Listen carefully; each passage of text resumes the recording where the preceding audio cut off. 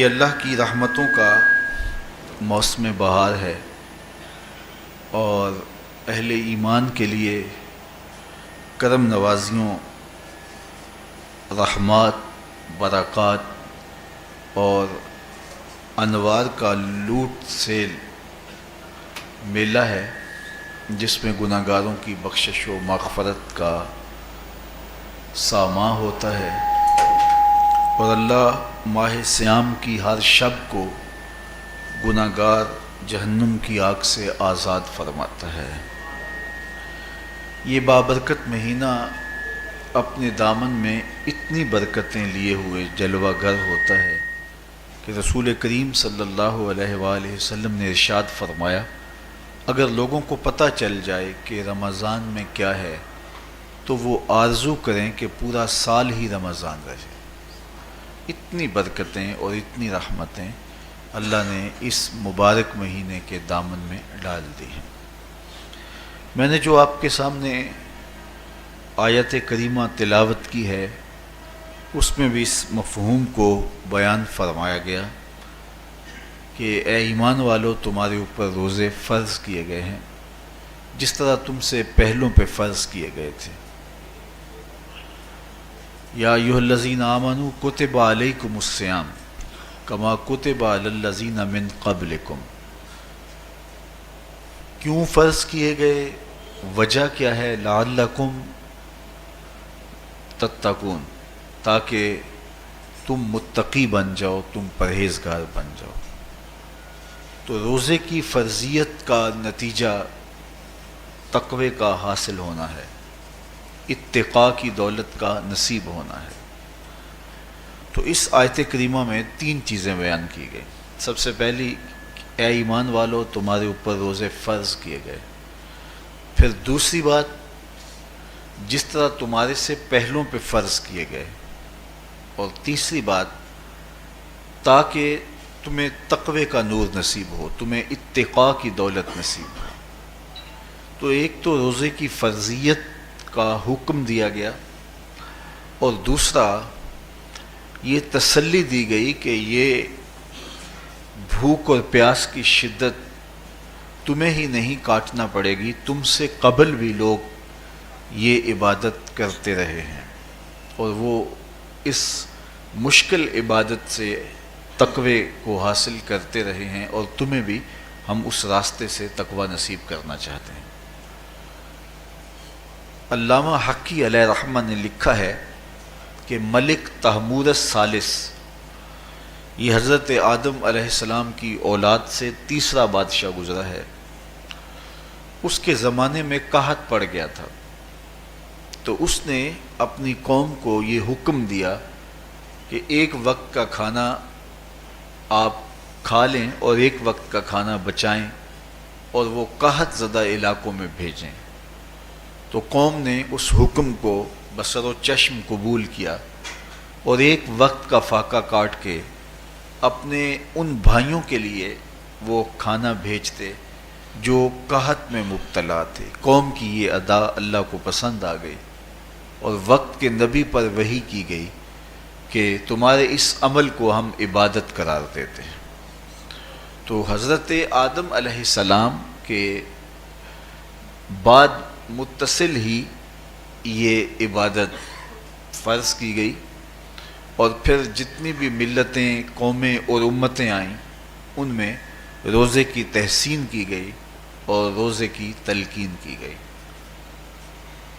پرانی جتنی بھی کتابیں ہیں، اناجیل ہیں، تورات ہے، اس میں روزہ داروں کی تعریف موجود ہے۔ اور حضور علیہ السلام جب اس دنیا پہ تشریف فرما ہوئے تو آقا کریم روزے کی فرضیت سے پہلے بھی روزے رکھتے تھے۔ ویسے روزہ سن 2 ہجری کو فرض ہوا ہے، شعبان المعظم کے مہینے میں، لیکن اس سے قبل بھی ایام 20 کے حضور روزے رکھتے تھے، اور اس کے علاوہ بھی مختلف ایام میں اللہ کے محبوب روزے رکھتے تھے۔ روزے کی فرضیت کے بعد حضور علیہ السلام کی زندگی میں کل 9 رمضان آئے ہیں، جس میں 7 29 کے تھے اور 2 30 کے تھے۔ یہ بات ذہن میں رکھیے گا کہ روزے 29 ہوں ثواب پھر بھی 30 کا ہی دیا جاتا ہے. تو زیادہ تر جو رمضان المبارک کے مہینے ہوتے ہیں وہ 29 کے ہوتے ہیں، 30 کے کم ہوتے ہیں. حضور کی زندگی میں 9 میں سے 7 جو ہیں وہ 29 کے ہوئے ہیں اور 2 30 کے ہوئے ہیں، تو ثواب پورے 30 کا ہی ہے. بعض لوگوں کو زیادہ ہی مسئلہ ہوتا ہے، 29 ہو جائیں تو یہ اللہ کا کرم ہے کہ روزہ رکھنا بھی نہیں پڑا اور 30ویں کا ثواب بھی مل گیا، لیکن وہ شور مچا دیتے ہیں کہ یہ روزہ کھا گئے ہیں. میرا نہیں خیال کہ کسی کو اپنے ذمے اتنی بڑی امت کا بوجھ لینے کی پریشانی ہو اور وہ خام خواہ ایک روزے کے لیے پوری امت کا بوجھ اپنے کندھوں پہ ڈال لے. تو 29 روزے ہوں یا 30 ہوں، اللہ ثواب پورے 30 کا ہی عطا کرتا ہے. روزہ اللہ تعالیٰ جل شانہ کی رضا اور اس کی محبت کے حصول کا ذریعہ ہے، اور اس کا عملی نتیجہ جو اس آیت کریمہ میں بیان کیا گیا وہ تقوی ہے. لعلکم تتقون، روزہ اس لیے فرض کیا گیا کہ تمہیں تقوی نصیب ہو جائے، اتقاء کی دولت نصیب. اب سوال یہ ہے، کیا تقوی بھوک اور پیاس سے حاصل ہوتا ہے؟ پیاس کاٹنے سے، بھوک کاٹنے سے کیا تقوی نصیب ہو جاتا ہے؟ صبح سے لے کر شام تک روزہ رکھنے کی تلقین کی گئی. یہاں ناروے میں اور مختلف ممالک کے اندر 20 گھنٹے کا روزہ ہے، اور ہمارے بھی یہاں 16-17 گھنٹے مسلسل شدت کی گرمی میں بھوک اور پیاس کاٹنا ہوتی ہے. تو اتنا طویل دورانیہ جو بھوک اور پیاس کاٹی ہے، اس کا مقصد رزق بچانا نہیں ہے، بلکہ وَيُزَادُ فِيهِ رِزْقُ الْمُؤْمِنِ، ماہ سیام میں مومن کا رزق بڑھ جاتا ہے. آپ اپنا بجٹ دیکھ لیجئے، باقی مہینوں کی نسبت ماہ سیام میں آپ کے اخراجات زیادہ ہوتے ہیں اور کشادگی ہوتی ہے.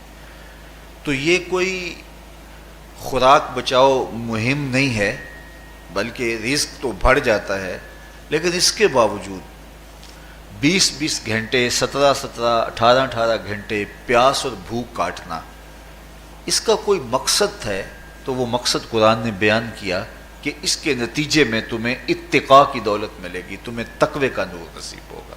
سوال یہ کھڑا ہوا، کیا بھوک اور پیاس کاٹنے سے تقوی مل جاتا ہے؟ تو اس کو سمجھنے کے لیے ایک مختصر تمہید سمجھنا ہوگی، اور وہ یہ کہ ہمارے 2 دشمن ہیں جو ہمیں جادہ مستقیم سے ہٹانے کے لیے دن رات کوشاں ہیں. ایک شیطان اور دوسرا نفس. یہ 2 دشمن ہیں جو ہماری متاع عمل، ہمارا خلوص، ہماری للہیت، ہمارا باطن لوٹنے کے لیے ہر وقت مستعد اور فعال رہتے ہیں. اب ان 2 دشمنوں سے ہمارے تنہا ناتواں وجود کا مقابلہ ہے، اور ان میں سے جو بڑا دشمن ہے وہ نفس ہے، کیونکہ شیطان نے جب انکار سجدہ کیا تو ہم تو یہ کہتے ہیں کہ ہمیں شیطان نے بہکا دیا، لیکن شیطان نے جب انکار سجدہ کیا اور خود بہک گیا تو اس وقت کوئی دوسرا شیطان تو نہیں تھا جس نے شیطان کو بہکایا، وہ نفس تھا جس نے شیطان کو شیطان بنایا. اس نے اندر سے کہا انا خیر منہ، میں بہتر ہوں. تو یہ انانیت جو تھی، انا خیر منہ، اس نے اس کو بہکایا. تو شیطان کو شیطان بنانے والا نفس ہے، تو نفس شیطان سے بھی بڑا دشمن ہے. ایک بزرگ تھے، وہ ساری زندگی اپنی زبان پہ انا کا لفظ نہیں آنے دیتے تھے. اس مفہوم کو بیان کرنا ہوتا تو وہ با الفاظ دیگر بیان کرتے. میں کا لفظ، انا کا لفظ وہ اپنی زبان پہ ساری زندگی انہوں نے جاری ہی نہیں ہونے دیا. کہتے تھے اس لفظ نے شیطان کا بیڑا غرق کر دیا، تو میں یہ لفظ زبان پہ آنے نہیں دوں گا. اچھا، بندے بھی بڑے عجیب ہوتے ہیں. کسی نے کہا لو ان کی زبان پہ یہ لفظ آتا کیوں نہیں، میں جاتا ہوں اور ان کی زبان پہ یہ لفظ آئے ہی آئے. چلے گئے. بزرگ تشریف فرما تھے، نماز کا وقت قریب ہو رہا تھا. حضرت ایک مسئلہ پوچھنے آیا ہوں. کہا پوچھئے. شیطان کو کس چیز نے برباد کیا؟ حضرت آپ تو بولیں گے کہ میں نے، آنا نے، تو کہوں گا جیسے بھی ہوا ان کے زبان پہ لفظ میں تو آ ہی گیا نا. تو وہ بزرگ بھی بڑے سیانے تھے، اس کی نیت کا کھوٹ سمجھ گئے. فرمانے لگے بیٹا نماز کا وقت ہو گیا ہے، نماز پڑھ لیتے ہیں پھر اس پہ بات ہوتی ہے. نماز ہوئی، سلام پھرا تو خود ہی فرمانے لگے کسی نے کہا تھا کہ شیطان کو کس چیز نے برباد کیا، جواب دینا چاہ رہا ہوں کس نے پوچھا تھا، جھٹ کھڑا ہو گیا میں نے. کہا اسی چیز نے اس کا بیڑا غرق کر دیا. تو جو نفس تھا وہ شیطان کو شیطان بنانے والا ہے. تو ہمارے ساتھ نفس بھی لگا ہوا ہے، ہمارے پیچھے شیطان بھی لگا ہوا ہے. شیطان بھی بڑا مکار دشمن ہے، چھوٹا دشمن یہ بھی نہیں ہے. یہ ہماری متاع عزیز کو، متاع ایمان کو، متاع عمل کو، متاع خلوص کو لوٹنے کے لیے دن رات مستعد اور فعال رہتا ہے. اللہ کے محبوب نے فرمایا الشیطان جاسم علی قلب ابن آدم فاذا ذکر اللہ خانسہ واذا غفل وسوسہ. شیطان اولاد آدم کے دل پہ قبضہ جما کے بیٹھ جاتا ہے. جب یہ اللہ کا ذکر کرتا ہے تو بھاگ جاتا ہے، اور جب یہ اللہ کے ذکر سے غافل ہوتا ہے تو یہ وسوسہ اندازی کرتا ہے. تو شیطان اولاد آدم کے دل پہ قبضہ جماتا ہے. اسے پتہ ہے کہ دل قابو میں آ گیا تو پورا بدن قابو میں آ گیا، چونکہ میرے اعضائے بدنیاں میرے دل کے تابع ہیں. موسم اچھا ہے، رت سہانی ہے، صحن چمن میں پھول کھلے ہیں، لیکن میرا دل نہیں چاہ رہا تو ٹانگیں جنبش ہی نہیں کریں گی. مرغن غذائیں سامنے پڑی ہیں اور آپ کا تقاضا ہے کہ جناب لے لیجئے، لیکن میرا جی نہیں چاہے گا تو ہاتھ جنبش نہیں کریں گے.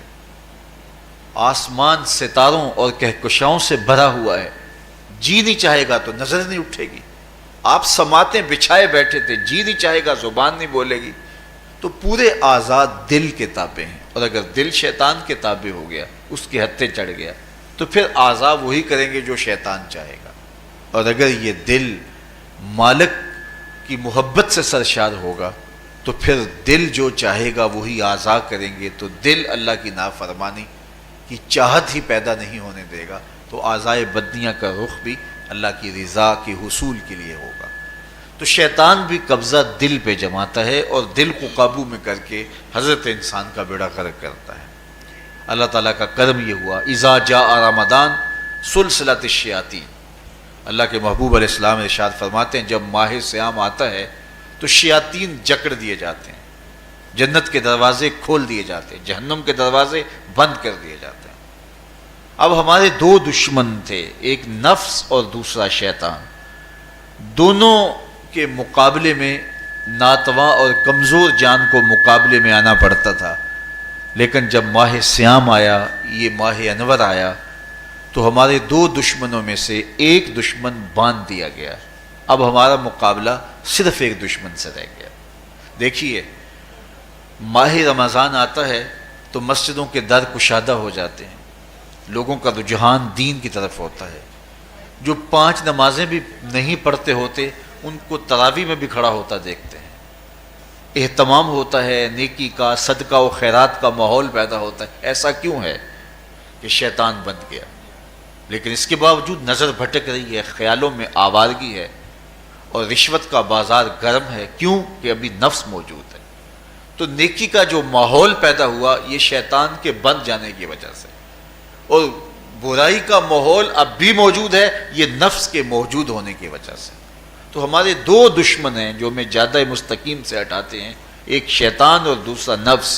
اب جب ماہ صیام آیا تو شیطان باندھ دیا گیا. اب ہمارا مقابلہ صرف نفس سے ہے، اور یہ نفس شیطان سے بھی بڑا دشمن ہے. شیطان کو شیطان بنانے والا نفس ہے، اور وہ ہمارے ساتھ جڑا ہوا ہے. ماہ صیام میں شیطان تو بند گیا لیکن نفس نہیں بندھا. اب ہمیں اپنے نفس کو کمزور کر کے اور اپنی فتح حاصل کرنی ہے اور تقوی کی منزل کو پانا ہے. اب شیطان تو اللہ نے باندھ دیا، اب نفس کو کیسے باندھیں؟ تو آئیے نفس کی بندش کیسے ہوگی یہ کسی ایکسپرٹ سے پوچھیں گے کہ یہ کیسے اس کو باندھیں گے، اس کو کیسے قابو میں کریں گے. تو کسی ایسے شخص سے پوچھیں جو اس شعبے کا ماہر ہو. تو علامہ اقبال کے مرشد ملا جلال الدین رومی علیہ رحمہ